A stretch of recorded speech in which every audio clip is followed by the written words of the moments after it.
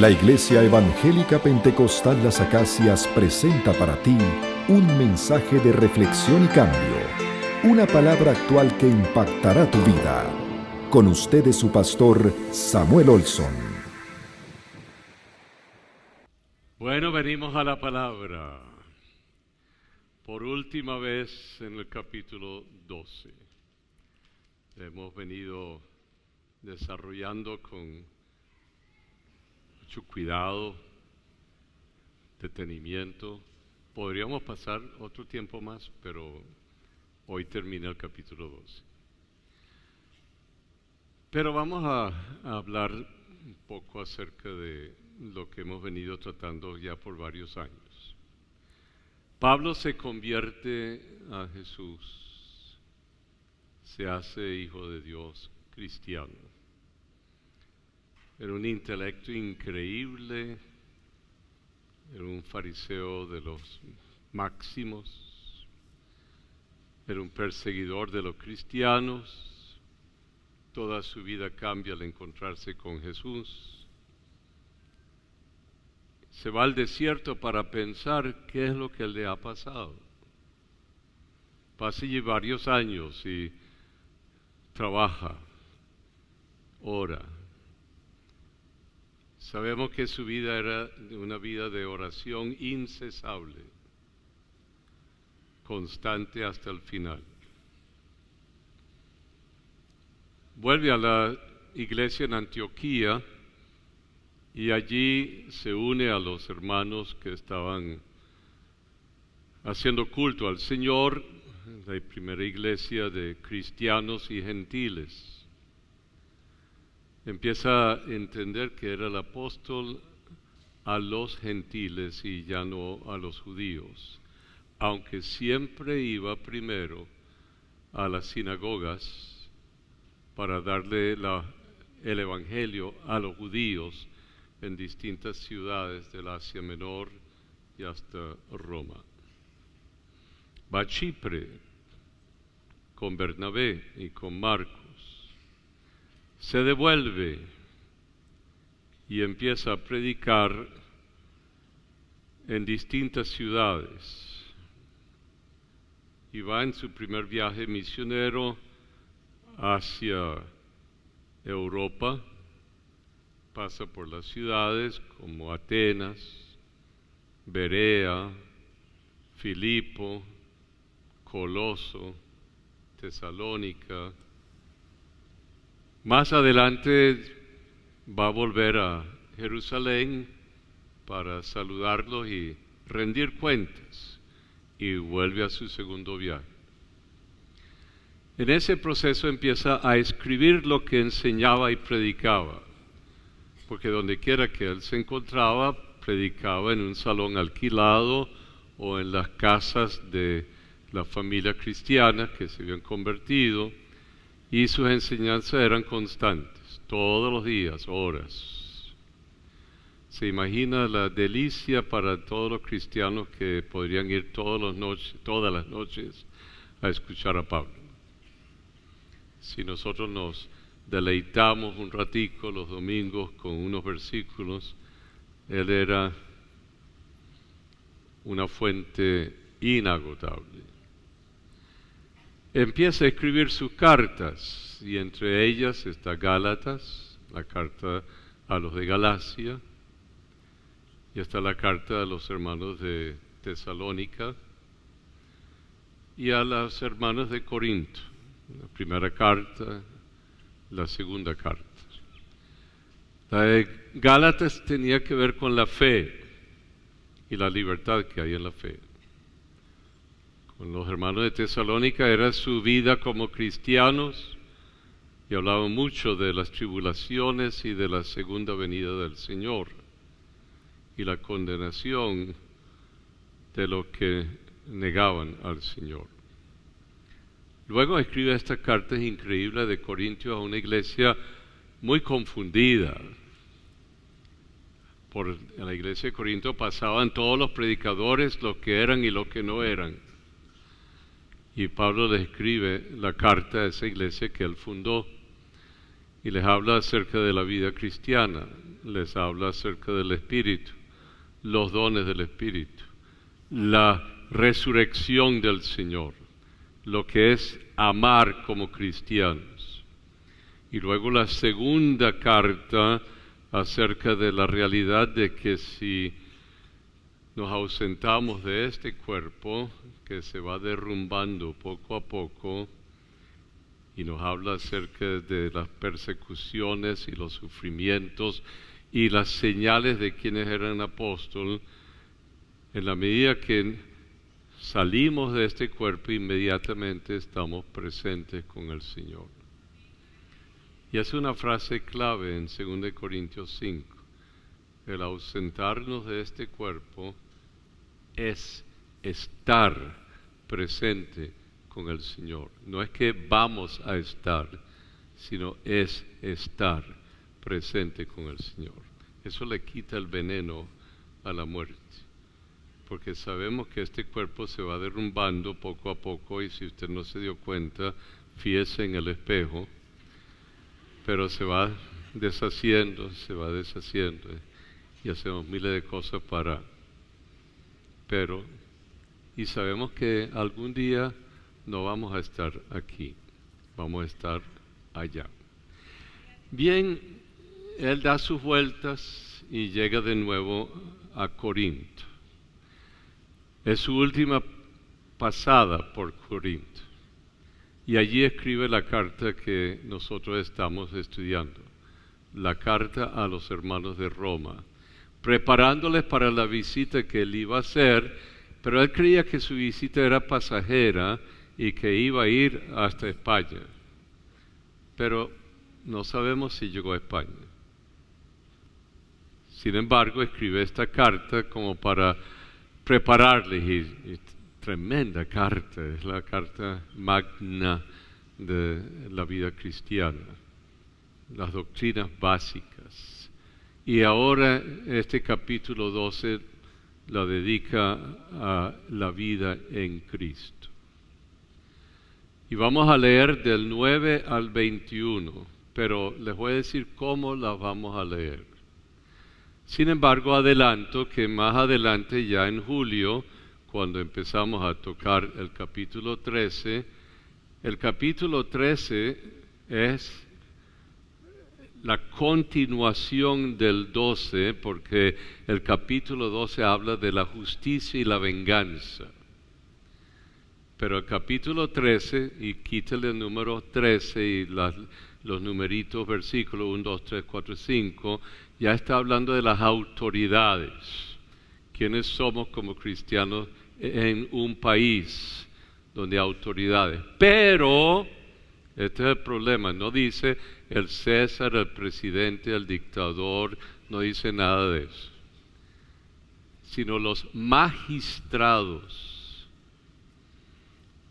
Equivale o hace que las autoridades de las cuales él está hablando son los magistrados, y los magistrados son los que administran la ley y los que hacen justicia. Así que eso va como la secuencia natural de la venganza, la justicia. Y ahora, si estás en una sociedad libre y estás en un país, tienes la gente que va a hacer justicia con tu vida, y el magistrado tiene que ser una persona a hacer justicia apropiada y correcta, o si no, no está desobedeciendo y está desvirtuando su lugar como magistrado.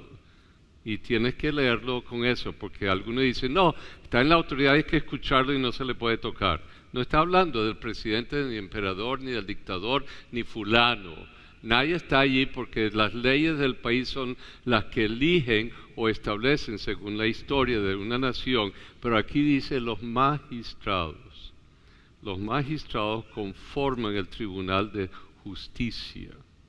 O lo haces bien o lo haces mal. Dictas justicia sanamente o injustamente. Ahí es donde Pablo habla en ese capítulo.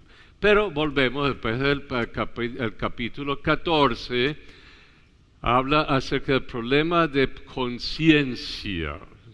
Todos nos encontramos, y es un capítulo importantísimo, ante el problema de mi conciencia en situaciones que no están definidas en la palabra. Pero tengo todo un rubro. Usted y yo gozamos del Antiguo Testamento, gozamos de los Evangelios, gozamos de las cartas de Pablo, gozamos de las cartas de Juan, gozamos de las cartas de Pedro y Tito y tal. Así que todo eso nos da, es como los abogados de hoy dicen, bueno, ¿qué dice la historia en cuanto a esta problemática para llegar a una definición de lo que podría ser el acto de justicia? Y hay que siempre compaginarlo con, y usted y yo tenemos mucho trabajo y mucho que nos ofrece la palabra para poder ayudarnos en el dictar de nuestra conciencia si algo es apropiado o algo no es apropiado. Usted sabe, cuando yo era pequeño, porque siempre me refiero para atrás para que nadie se sienta aludido, fumar era un pecado cardenal del evangélico. El que fumaba, fuera de la iglesia, o silla de los acusados, etc. Ahorita yo no le estoy diciendo si es bueno o es malo, estoy diciendo que será un pecado. Ir al cine, Dios mío, y por ahí nos vamos. Entonces el problema es ante la palabra, ¿cómo tomo yo decisiones? ¿Cuál es mi acto de conciencia? Y ahí es donde necesito llegar a conclusiones, no con un versículo chiquitico que me sacan de por ahí, sino el consejo total de la palabra. Ahora puedo tomar una decisión en cuanto a un problema. Entonces, algunos dicen, el amor es relativo, lo importante es que tú ames, como te guste amar, ama, punto. Y te queda con un relativismo moral, puedes hacer lo que quieras, simplemente que amar es bonito. ¿Okay?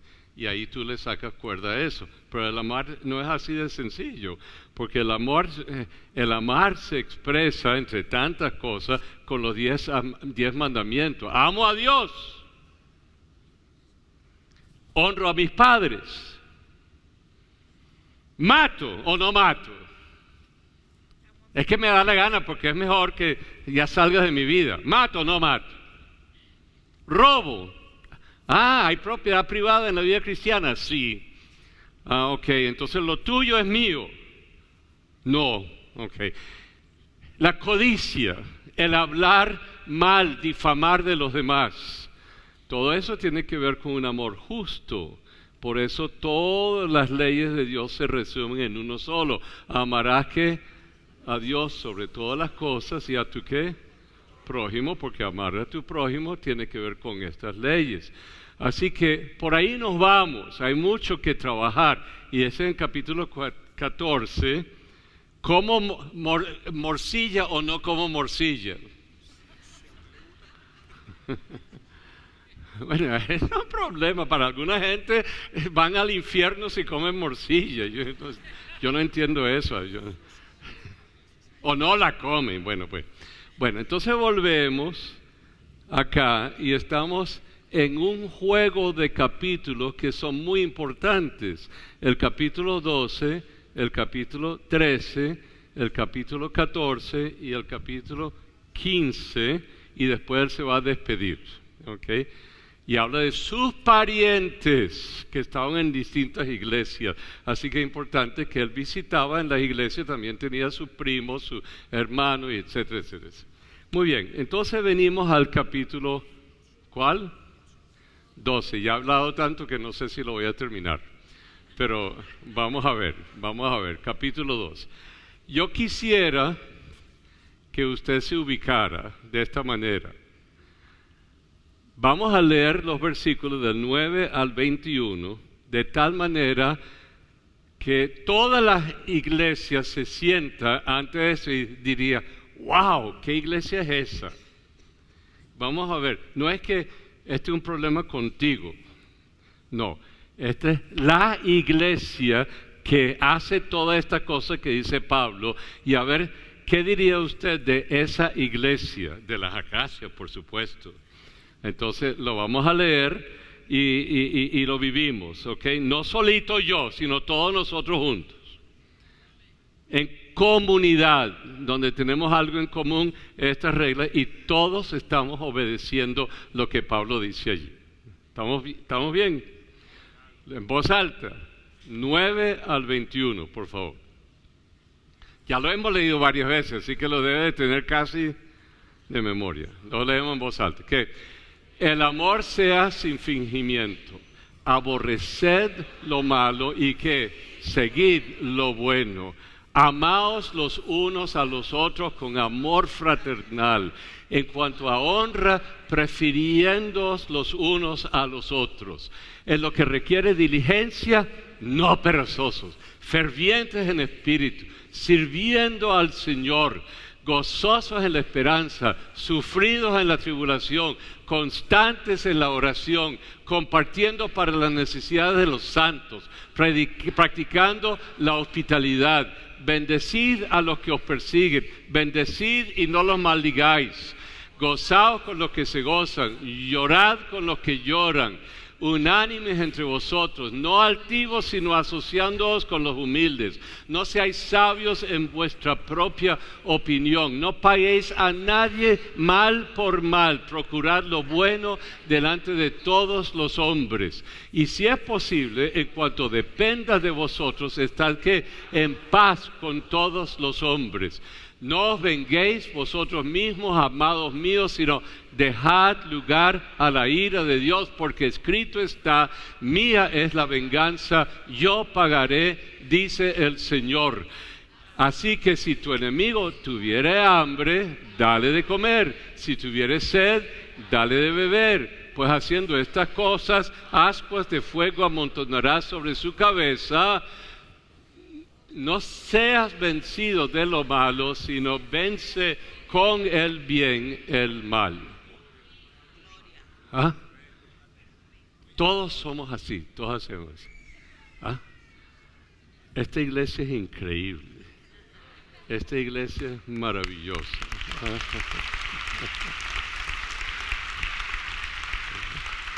Esa es la iglesia. Esas son las maneras de vivir de las acacias, ¿verdad que sí? ¿Verdad? Usted le da de comer a su enemigo. Y de beber. Ok. Esta es la iglesia de la que Pablo habla. Obviamente, cada frase me confronta, nos confronta. Cada sugerencia que es como un orden, una orden, me hace reflexionar constantemente acerca de mi conducta, y todos estamos aprendiendo o tratando de llevar a cabo distintos aspectos de estas frases de Pablo que nos ayudan a entender cómo es esta vida en Cristo. Habrá sido totalmente distinta a la sociedad de Roma, que era una sociedad pagana, militarística, con castas sociales, esclavos hasta la corte del emperador, del César, gente que venía de todas las latitudes de Europa, desde España hasta la India, venían desde el norte, lo que hoy día es Suecia, hasta el norte del África.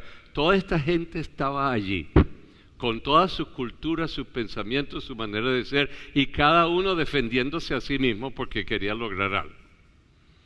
En medio de esta cultura nace una comunidad pequeña de gente que se llamaban pequeños cristos, crísticos. Eran personas porque en ellos moraba ¿quién? Y mora el Señor Jesús, y reflejaban la vida y la presencia del Señor, y si no la reflejaban, estaban en camino a reflejar la vida en Cristo, que es parte del andar suyo, es parte del andar mío, y por eso la Biblia es tan increíble, porque nos sigue hablando, porque está hablando la gente cristiana, y esta es la regla, por decirlo así, la base, el fundamento de la vida cristiana, y necesito siempre estar en comunión con la palabra para estar entendido y en comunión con aquel quien me creó y me hizo de la nada. Así que venimos a esta palabra hoy, y el domingo pasado, llévame por favor al versículo 19 antes de llegar al 20, y vamos a repasar algún detalle. El 19. No venguéis que vosotros mismos, amados míos, sino que dejad lugar a la ira de Dios. Hasta allí. ¿Okay? Hablé y elaboré eso, si se acordarán. Este dejar lugar a la ira de Dios tiene muchas etapas y no es simple o muchas expresiones. La ira de Dios, póngalo así, dejar lugar a que Dios haga justicia. Okay. Entiéndalo así. La ira de Dios es el castigo de Dios es la sanción que se le da por conductas inadecuadas. Así que la ira de Dios es la justicia de Dios que se va llevando a cabo. Y hablé acerca de lo que dijo Jesús en Mateo: cuidado con la forma en que te diriges a tu hermano. Raca, imbécil, bruto. Toda esta frase, lo estoy diciendo con mucha suavidad para que el domingo pasado parece que le hubiera golpeado muy fuerte. Pero cuando usted se dirige así a una persona, usted no le está ayudando para nada. Y algunos padres hablan así con sus niños y el niño no sabe nada, y lo único que sabe es que le están diciendo una palabra que dice imbécil, o sea, yo soy imbécil, ¿qué será eso? Pero el día de mañana, cuando pone la palabra con el contenido, entonces mi papá me decía a mí. Entonces, si nos tratamos de esta manera, estamos alienando a la gente, separándoles, en vez de estar ayudándoles a ser parte de una agrupación de personas. Así que Jesús, entre tantas cosas que dijo, dice eso. Habla del adulterio, habla del dinero, habla de esto, habla de lo otro, de la hipocresía, de la falsedad, de todo. Pero estoy sacando eso, mi manera de dirigirme a los que me rodean. Y necesito cambiar en Cristo mi lenguaje, porque mi lenguaje tiene que valorar al otro que está conmigo, sea quien fuese. Entonces, de allí fui a que cuando tienes un problema y eres parte de la comunidad, Jesús dijo: si te acuerdas que tienes un problema, entonces siéntate con el hermano. Si no lo puedes resolver, llama a un testigo, y si no lo puedes resolver, llama a las autoridades de la iglesia para que lo puedas resolver. Y si has llegado hasta allí y no lo puedes resolver, entonces hay que ir a la ley entre dos personas. Entonces, toda la ley está allí, y las autoridades, los abogados, los tribunales, la fiscalía, y hay tantas miles y miles de leyes dependiendo de tu problemática, si es penal, si es mercantil, si es esto. Hay toda una infinidad de leyes que están allí porque Dios ha puesto los magistrados, los abogados, los tribunales, para que haya orden en la sociedad y para que haya un bien. Así que, oye, pero entonces si tienes un problema con una persona que no quiere cambiar y hay una situación importante en la relación de familia, en la relación con otra persona, todas estas cosas, si no se pueden subsanar dentro del contexto de la fe, que es lo que uno piensa que podría ser, si las personas son dóciles y humildes, o si no, entonces hay que buscar la justicia de los hombres. Y por eso dice Pablo en Romanos 13, Si tienes un problema, los magistrados están allí para establecer orden en la sociedad. Están allí y tienes que obedecerlo. Y si a la larga te dicen, mira, la sociedad no te contiene a ti porque eres de verdad un malvado, necesito meterte detrás de rejas unos cuantos años para... Ahí está la ira de Dios. En cada una de estas etapas hay expresiones de la justicia de Dios. Hacer justicia en el contexto cristiano, hacer justicia en el contexto social, jurídico, y por fin la sociedad no puede tener un sociópata suelto por ahí, un psicópata que está dañando, y esta persona no está dispuesto ni a buscar ayuda de un médico psiquiatra para que por lo menos le dé un suavizador de un lexotanil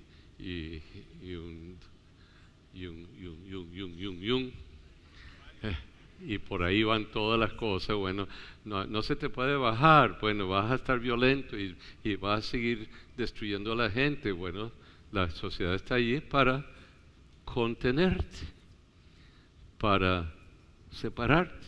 Y ahí es donde el problema entra si el magistrado es justo o no es justo, y si se hace justicia o no se hace justicia.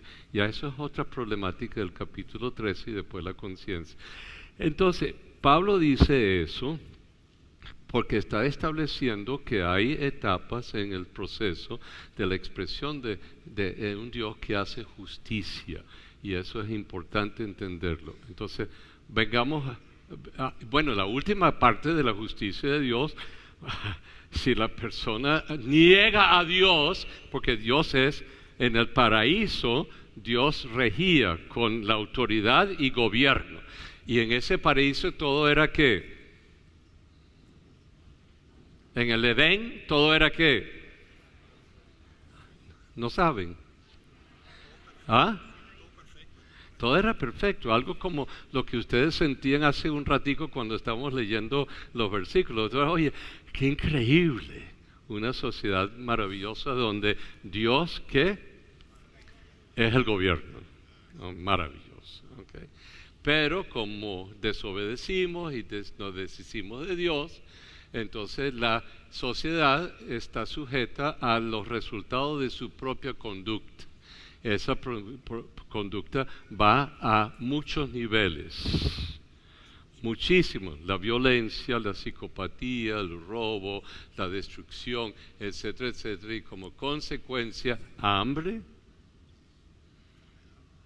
enfermedades producidas porque no hay, luego robo, la desintegración de las familias, todo lo que está ocurriendo. La gente entonces está en la calle, los niños abandonados, han desertado la escuela porque no tienen con qué, y estamos viendo toda una desintegración de una sociedad que está muy lejos de Dios y ha buscado otros dioses. Entonces, ¿qué sucede?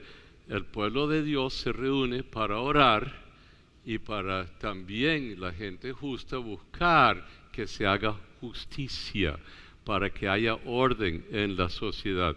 Todo esto son partes y componentes de esta realidad. Pero a la larga, si te burlas de Dios y no quieres nada que ver con Dios, Primera de Tesalonicenses 1 por ahí, rapidito, vamos a ver lo que dice.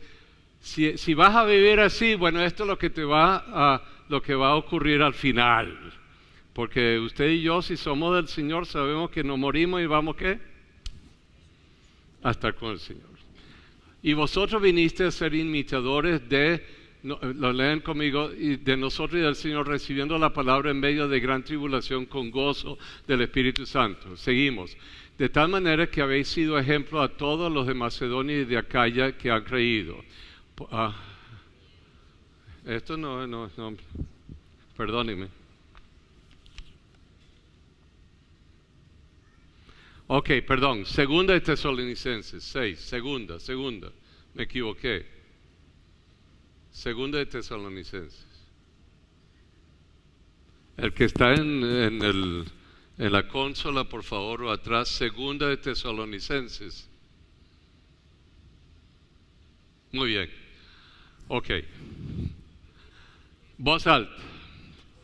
Porque es justo delante de Dios pagar con tribulación a los que os atribulan. Y a vosotros que sois atribulados, daros reposo con nosotros cuando se manifieste el Señor Jesús desde el cielo con los ángeles de su poder, en llama de fuego, ahora para dar ¿qué? Retribución a los que no conocieron a Dios, ni obedecen el Evangelio de nuestro Señor Jesucristo, los cuales sufrirán ¿qué? Pena de eterna perdición, excluidos de la presencia del Señor y de la gloria de su poder, cuando venga en aquel día para ser glorificado en sus santos y ser admirado en todos los que creyeron, por cuanto nuestro testimonio ha sido creído entre vosotros. Esa no es una palabra fácil. O vas a estar en la presencia de Dios o vas a estar ¿a dónde? Fuera. Para siempre. Pastor, usted nunca habla de eso, porque es que no me gusta hablar de eso. No me gusta decir, mira, vas a estar separado de Dios para toda la eternidad. Pero si usted ha tenido la oportunidad de entregarle su vida al Señor, de ser dirigido por el Señor, donde Él establezca su reino en la vida suya, y usted lo desecha, y usted no quiere nada que ver con Dios en el presente, bueno, en la eternidad tampoco tendrás que fastidiarte con Dios, y estarás lejos de Dios por toda la eternidad, en el fuego de azufre. Pastor, ¿eso es injusto? No, no es injusto. Se te dio la oportunidad de vivir bajo el mandato de Dios, creer de Él, amar de Él, y dijiste que no. Bueno, si dijiste que no, entonces, y pudiste haber rendido tu vida para que Él se señoreara de tu vida, entonces tienes que vivir las consecuencias ya dichas. Es como la ley. La ley está allí, que la conozcas o no, y si la desobedeces, tienes que pagar por lo que has hecho. Hay una condena, y hay una condena de separación eterna de Dios, si habiendo la oportunidad de amarle a Él, seguirle a Él, obedecerle a Él, entregarle tu vida, que Él gobernara en tu vida, y no lo has hecho, tienes que vivir las consecuencias eternas. Eso no es fácil decirlo, pero hay que decirlo, ¿ok? Volvamos entonces. Vamos ahora al versículo 20 y al 21. ¿Okay? Aquí tenemos, él dice, hay todas estas etapas para el desarrollo y para que se haga justicia en el proceso humano. En la iglesia, fuera de la iglesia. Ahora vengamos al versículo 20. Y ante estas situaciones en que eres confrontado por la maldad de alguien, Pablo dice algo que al ser humano le cuesta bastante.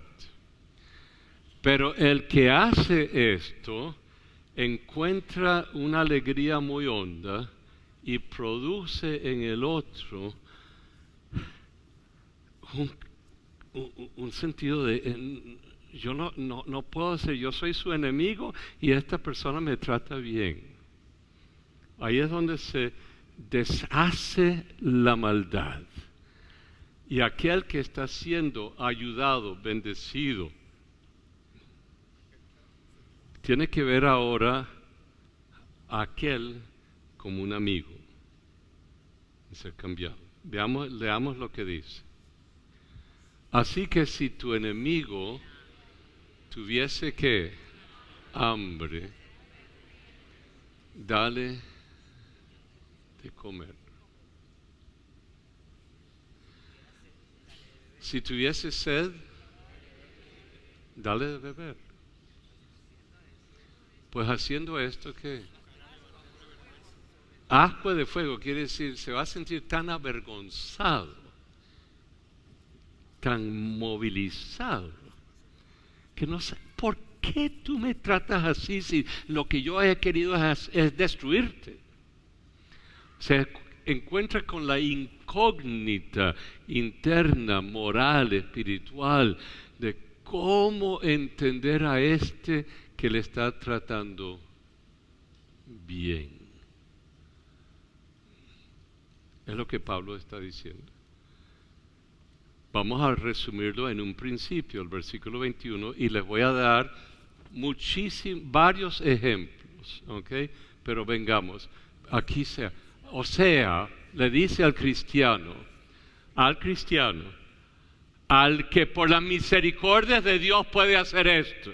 Si Dios ha sido tan bueno conmigo y me ha dado su Espíritu Santo y me ha hecho hijo de Él y su poder mora en mí, yo con la ayuda de Él tengo la capacidad de, no sea que vencido de lo malo, sino vence con el bien el mal.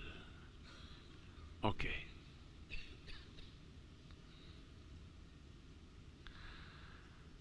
Tengo tantas cosas que vuelan por mi mente cuando pensamos en esto. Pero bueno, está alguien en el hospital y te dicen, fulano está en el hospital. Y tu mente dice, ese está en el hospital y me dicen que yo lo visite. A él.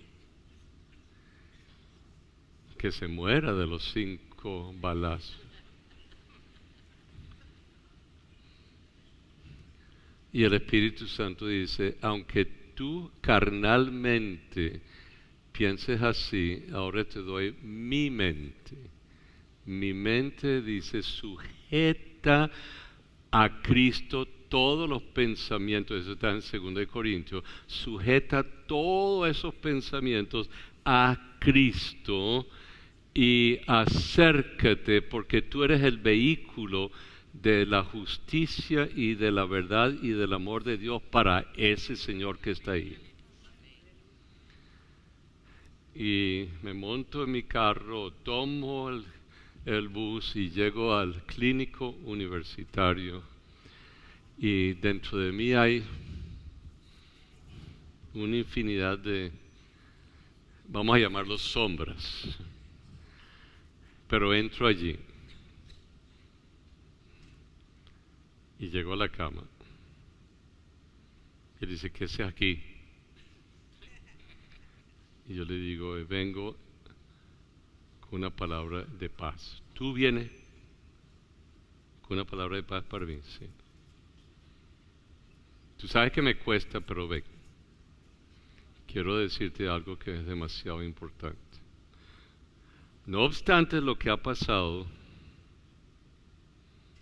quiero decirte que Dios te ama.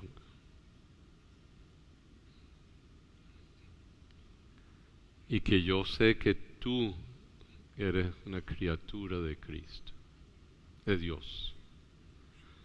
Y que Dios te quiere ayudar.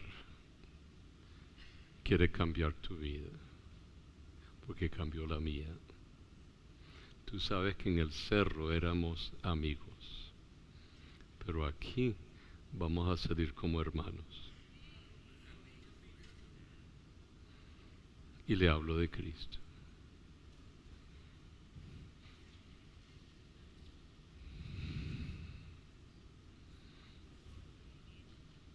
No es fácil. El que tuviese que hambre. Además te traigo una arepita.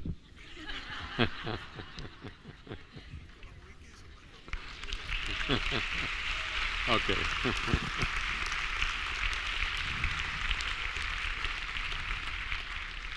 No, la cultura cristiana, que es más cultura, la vida en Cristo es totalmente distinta. Contradice todas las cosas que uno podría pensar. Vamos a ir a varios ejemplos bíblicos y después algunos ejemplos que pasan de lo único a lo magno. ¿Okay? José está en la corte del faraón, sus hermanos vienen a comprar trigo, ellos le han metido hasta donde llegó y él tiene una infinidad de pensamientos acerca de sus hermanos y los ve. Pero antes de lanzarse a los brazos de ellos, los va probando. Y fíjense que hay etapas, los va probando. Dice, bueno, ¿qué quieren comprar? Okay. Y en los sacos de trigo mete cositas extra. Denle esto al papá de ustedes. Llega, vuelven otra vez, la segunda vez, y la tercera vez vuelven con el hermanito menor y Jacobo, el papá, también me lo van a matar. Pero él les está probando. En la tercera visita, porque esto ha sido todo un proceso de mucha tensión en la relación entre hermanos, porque estos me hicieron daño a mí. Y yo necesito tiempo para digerir lo que me hicieron y quién soy hoy día y lo que yo puedo ser para ellos. Ya en la última visita, él dice, vengan acá, y los acerca. Se va quitando el ropaje espléndido. Se va quitando las muestras de su realeza y su poder y se les acerca y les dice, yo soy José y ustedes son mis hermanos. ¿Qué ocurre en los hermanos? Se aterran porque este tiene todo el poder, este no puede aniquilar. No puede quitar la vida y aquí se acabó todo. Él dice, no, yo estoy aquí, Dios me ha puesto aquí para salvar vidas. Génesis 45. Para eso Dios me ha puesto aquí. Y se abrazaron y lloraron y se restableció la comunicación y ya no era para vengarse, sino para salvar su hogar. Tráiganse todos los peroles, tráiganse a papá, tráiganse toda nuestra cosa. Y salieron esa caravana hacia allá y los estableció en un lugar de Egipto que se llama Gosén y allí fructificaron. Segundo, Moisés ve que esta gente ha pecado contra Dios, han creado un becerro y están ahí adorando y bailando alrededor del becerro. Y cuando Moisés ve eso, él sube a la montaña y le dice a Jehová, quíteme a mí la vida. Yo estoy dispuesto a perder la vida para que tú los perdones a ellos. La nobleza de un corazón. Más adelante encontramos a David que está huyendo de Saúl, porque Saúl lo quería por celos, por envidia, por miles de razones, quería aniquilar a David, porque lo veía como una amenaza al trono. Y en dos oportunidades David tiene la oportunidad de quitarle la vida a Saúl. Y en una de ellas él está en una colina y dice, Saúl, ¿quién es? Fíjate lo que tengo en la mano, la lanza, con que te podría haber quitado la vida. Y después dice, yo no voy a quitarle la vida al que tiene autoridad, al que Dios le ha dado esa autoridad. Y Saúl le pide perdón, aunque más adelante va a cambiar. Pero David mantuvo su honor, pero fue noble con Saúl y con el pueblo. Jesús hizo eso en la cruz.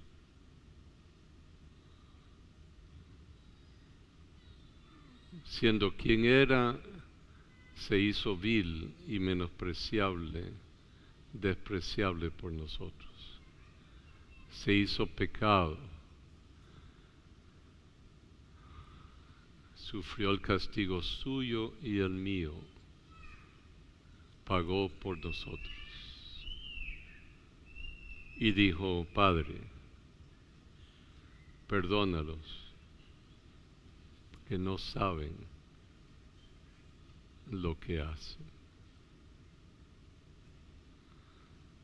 Podríamos buscar muchas otras citas, pero vamos a sacarlos de allí. Creo que lo dije el domingo pasado, una señora quedó viuda, su esposo era un funcionario del gobierno y el asesino está en la cárcel. Y ella fue y lo visita, una y otra vez, perdonándolo.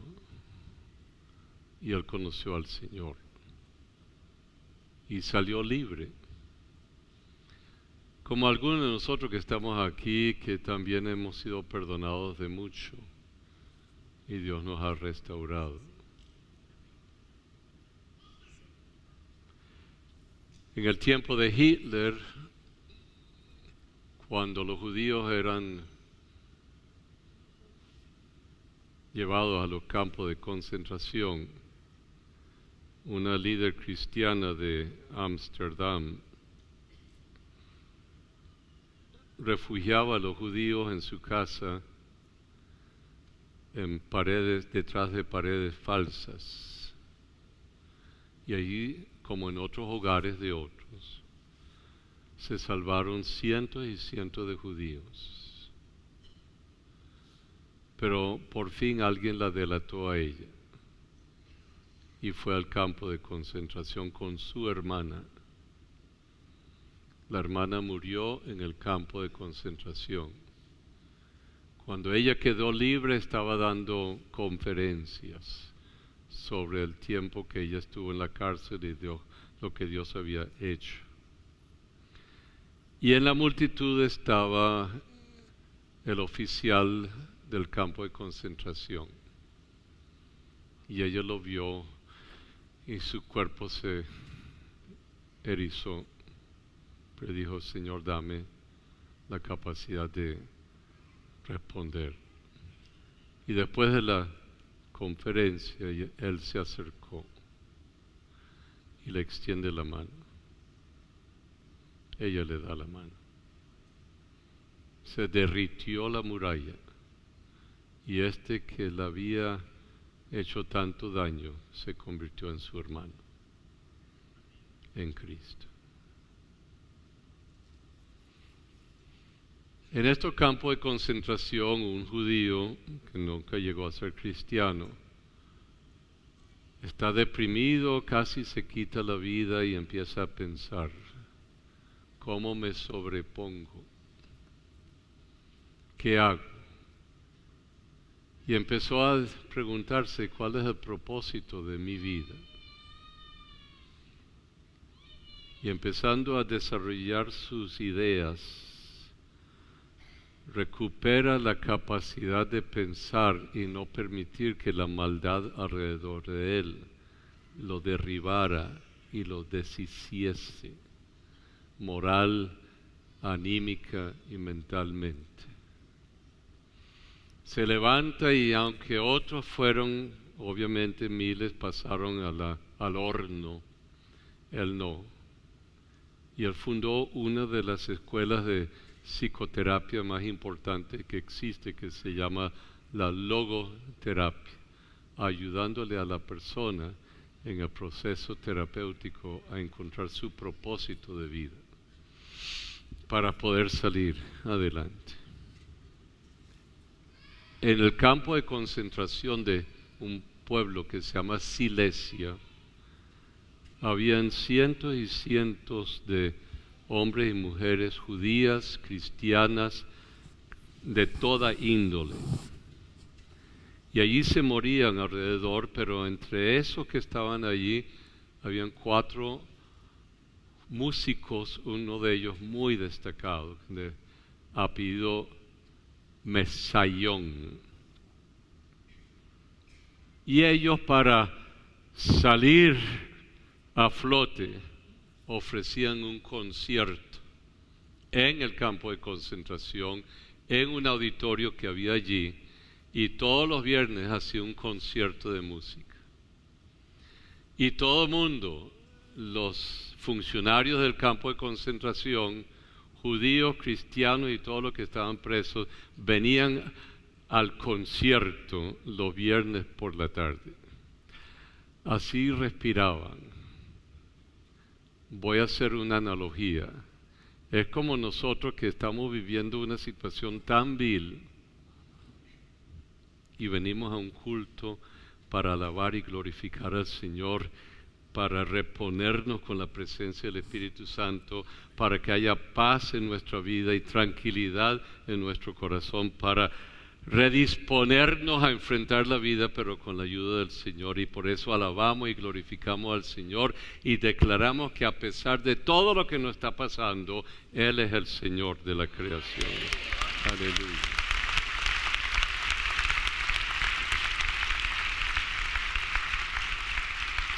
Bueno, los cuatro hicieron, el Mesallón escribió una sinfonía que se llamó el Cuarteto de los Últimos Tiempos, sacado del Apocalipsis. Y dijo, el gran y poderoso está por establecerse de nuevo. Y escribe la primera partitura para el piano desafinado, la segunda para el clarinete, la tercera para el violonchelo y el cuarto para el conjunto, y que terminaba con una alabanza estrendosa y maravillosa, bellísima al Señor en medio del campo de concentración. Y cuando terminaron, hubo un silencio absoluto. Si usted ha tenido la dicha de asistir a un buen concierto y termina ese concierto, todo el mundo se queda así y después todo el mundo empieza a aplaudir. Eso fue increíble, el aplauso. La gente, enemigos, amigos, soldados, aquellos que estaban internados, los que todos eran agnósticos, ateos, judíos, cristianos, todos se pusieron de pie, se agarraron de los brazos y hubo un tiempo bello en que todos estaban unidos en la alabanza a un Señor maravilloso. Cuando nos reponemos y no permitimos que nuestra vida sea deshecha por la maldad, sino que más bien retornamos y le hacemos un bien a los que nos rodean, para que ellos también puedan ser confrontados con la bondad, la belleza, la verdad y la justicia de Dios, y la gente pueda levantarse. Una cosa es tratar de vengarse y ser absorbido por la maldad del otro. Otra cosa es hacer el bien a los demás y ser libre, porque uno ha bendecido aún al que no es mi hermano y mi amigo. Es nuestra tarea como gente cristiana. Él murió en la cruz por ti. Nosotros somos la justicia de Dios aquí en este momento, y donde quiera que usted pueda vivir, andar, caminar, usted es un embajador de este reino donde Él es el Señor y el Salvador de la vida suya. Todo de pie, por favor. Fue el mensaje de la palabra de Dios expuesto por el pastor Samuel Olson de la Iglesia Evangélica Pentecostal Las Acacias. Si deseas adquirir este material, puedes llamar al teléfono 213-7031.